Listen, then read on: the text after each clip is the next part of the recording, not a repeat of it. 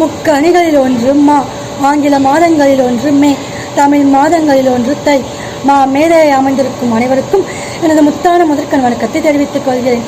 என் காணொலியை காண ஆர்வம் கொண்டிருக்கும் அனைத்து பெண்களுக்கும் என் இனிய மகளிர் தின நல்வாழ்த்துக்களை தெரிவித்துக் கொண்டு என் உரையை துவங்குகிறேன்.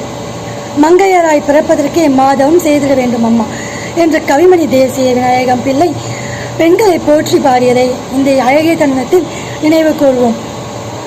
பெண்களை போற்றும் விதமாகவும் பெண்களின் முக்கியத்துவத்தை அறியும் விதமாகவும் ஒவ்வொரு ஆண்டும் உலக மகளிர் தினம் மார்ச் 8ஆம் தேதி கொண்டாடப்படுகிறது. அற்புதம் பெண்களுக்கு படிப்பதற்கு என்ற காலம் மாறி இன்று கணினித்துறை வரை அனைத்து துறைகளிலும் மகளிர் பல சாதனைகளை படித்து வருகின்றார்கள்.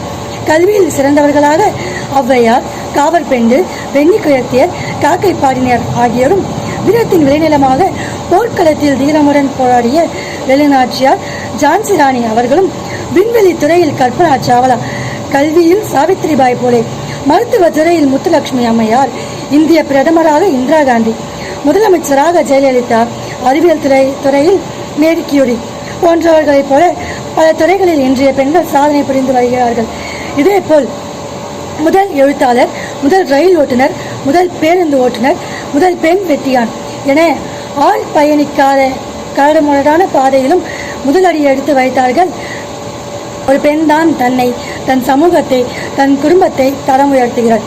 எனவே வாழ்விலும் சமூகத்திலும் பெண்களின் முக்கியத்துவத்தை உணர்ந்து அவர்கள் சாதனைகளை பல புரிய ஊக்குவிப்போம். பெண்களின் மகத்துவத்தை மனதார உணர்ந்தவர்களாக பெண்ணியம் காக்க நாம் இந்த மகளிர் நாளில் உறுதியேற்போம். பெண்ணே, நீ மலராக இரு, மல்லிகையே அல்ல.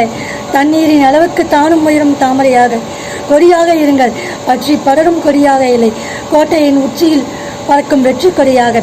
பெண்மையை போற்றுவோம், பெண்மையை கொண்டாடுவோம் என்று கூறி வாய்ப்புக்கு நன்றி தெரிவித்து என் உரையை இத்துடன் நிறைவு செய்கிறேன். நன்றி, வணக்கம்.